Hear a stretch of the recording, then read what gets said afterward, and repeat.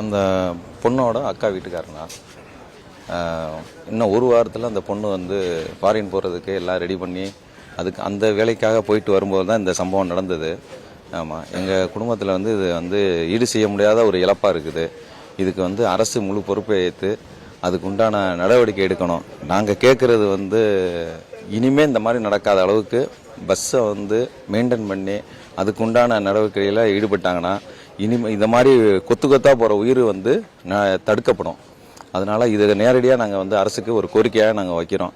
மற்ற துறைகளை விட போக்குவரத்து துறையில் தான் வந்து உயிர் ஏதோ ஒரு சின்ன பிரச்சனைனாலும் உயிர் வந்து அதிகமாக போகக்கூடியதுக்கான வாய்ப்பு இருக்குது.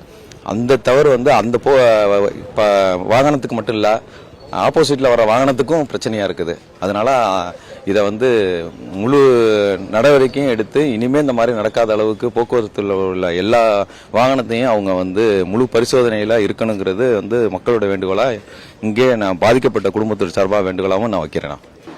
இங்கேருந்து இருக்கிற இப்போதைக்கு இருக்க பாடி கையில் ஹேண்ட் ஓவர் பண்ணி கொடுங்க. அது திருச்சி கொண்டு கொடுத்தா போதும். எதனால் சார்?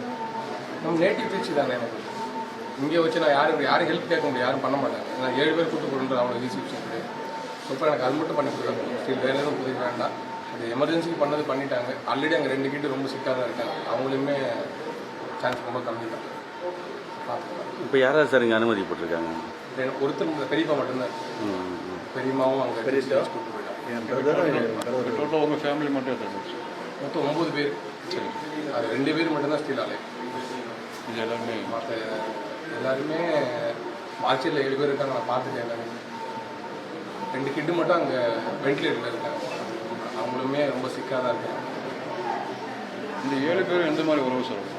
எனக்கு என் அம்மாவோட கூட பிறந்த அக்காவோட வீட்டுக்காரர், என் தங்கச்சி கூட இருக்கிறது அவங்களோட கிட்டி.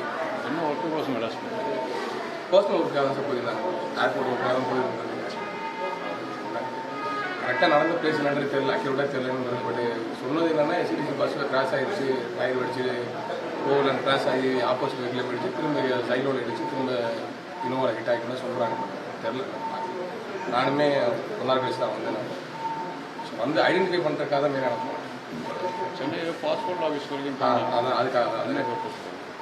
அண்ணன் வெளிநாட்டில் இருக்கார். சரி, என்னோட அண்ணன் வெளிநாட்டில் இருக்கார். அவரோட என்டையர் ஃபேமிலி யாருமே இல்லை, அவர் மட்டும் தான் இருக்கார். ஆமாம், இவங்க எல்லாமே வந்து ஃபாரின் போகிறதுக்கோசம் தான் பாஸ்போர்ட் அப்ளை பண்ணுறாங்க. வெரிஃபிகேஷன் என்னோட ரிஜிஸ்ட்ரேஷன் பண்ணுறாங்க. ஆல்ரெடி போயிட்டு தான் வந்திருக்கேன். இவங்க எல்லாருமே ஃபாரின் ரிட்டர்ன் தான்.